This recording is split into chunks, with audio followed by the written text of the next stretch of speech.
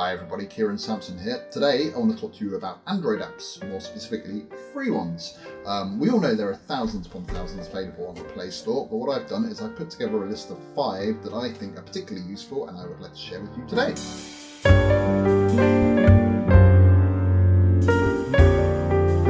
First up we have Should I Answer? Should I Answer is a fantastic app for anyone who wants an extra line of defence against nuisance calls or telemarketers. Once installed, this app will check the phone number of all incoming calls against an ever-growing database of numbers to give you information about the caller while the phone is still ringing. The display will show you the number of users submitted positive, neutral or negative ratings the caller has received, and will even give you an indication of the type of call you can expect if you answer. For example, a telemarketer, silent call or from a call centre. In fact, the list is quite extensive. If you ignore or reject the call, the app will display a summary of the caller's rating along with the comments left by other users who received calls from the number in the past. You'll then have the option to block them in the future. This will tell the app to reject any future attempts from that number to contact you. This will push the call straight to voicemail. The app will then proudly display a notification telling you that it's done so. It's also worth pointing out that you can go back to any number at any time by accessing the call history through the app. This will allow you to mark, block or unblock a number whenever you feel the need. Should I Answer is one of those apps that works best when as many people as possible do their part. If you get a nuisance call, don't be afraid to flag it. The bigger the database grows, the better it is for everybody. Another great feature within the app is the block rules setting. Here you have a list of predefined rules you can set, telling the app which calls to allow and which calls to block. For example, you can block calls from hidden numbers that already have a negative rating, or if you really don't want to be bothered by people you don't know, you can tell the app to block calls from any number that isn't part of your contacts list. The app even allows you to set your own filters. For example, you may want to block calls from certain area codes or block calls from mobile phones. So here in the UK, if you wanted to do so by setting a filter, you would do so by setting +447. Quick side note, the app relies on international dialing codes. I'll give you an example of a filter I've set up.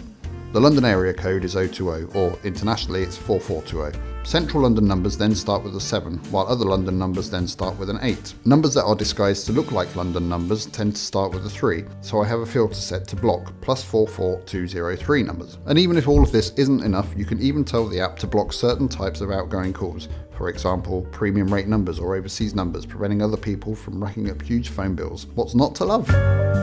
Next up, we've got Pushbullet. Pushbullet is a multi-platform app that allows you to send information easily between your multiple devices. Simply sign into Pushbullet wherever you have it installed and you can easily send messages, links and files between any device that you have running Pushbullet. You can also chat to and send files and links to your friends who also use Pushbullet simply by adding them to your friends list and pushing the content you want to share with them. As stated, Pushbullet is completely multi-platform, so it's not just limited to Android. Pushbullet also has releases for iOS, macOS 10 and Windows, as well as extensions for all the major browsers including Chrome, Firefox and Safari.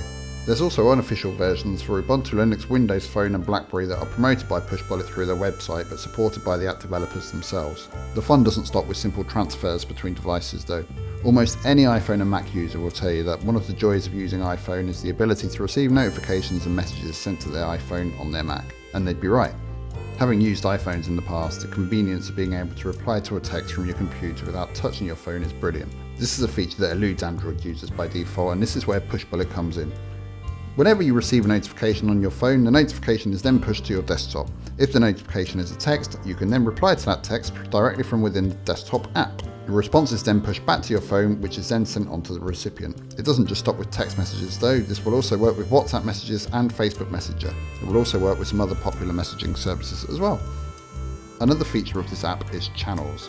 Users of Pushbullet can subscribe to channels from within the app based on subjects they're interested in. Users will receive notifications whenever the channel is updated.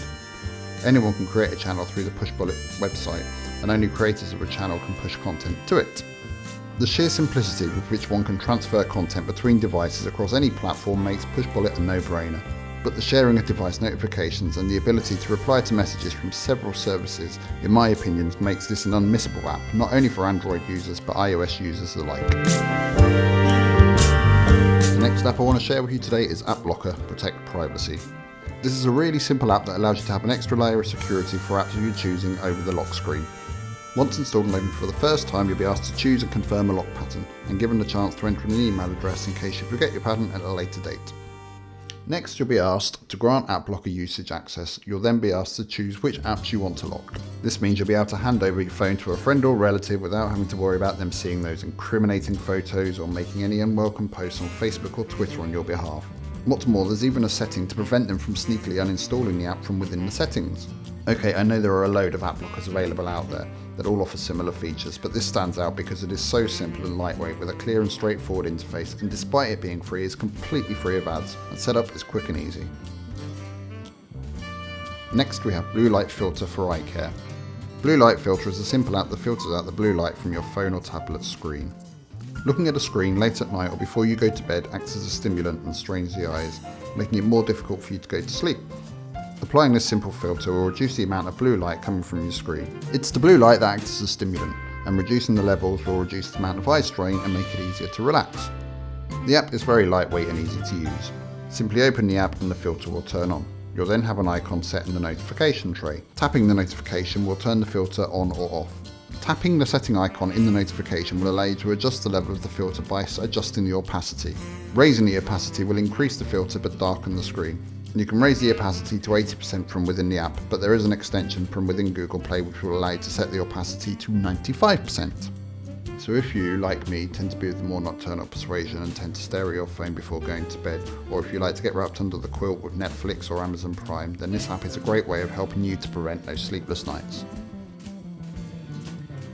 Free apps are brilliant, but let's be honest, some of the best apps out there tend to cost. Wouldn't it be great if you could get hold of these apps legally without paying a penny? Well, this is where my final suggestion comes in, and that's Google Opinion Rewards. Google Opinion Rewards works by every now and then giving you a notification asking you to complete a survey. Once you completed that survey, it will then add a small amount of money to your Google Play credit. Sometimes it can be really small, like 9 or 10 pence or 15 cents in the US. Sometimes it can be 50 pence or 70 cents in the US. It may not sound a lot, but you don't have to spend it all straight away, so you can just let it build up in your account. The first time you install the app, it'll ask you details about your location, demographic, interests, etc.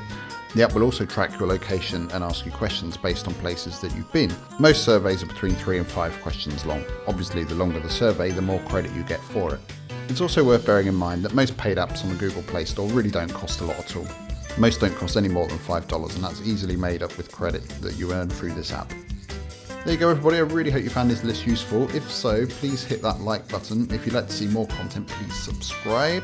If there are any apps that you think I've left out or any apps that you would like me to look at in the future, please leave it in the comments below, or alternatively over on Twitter.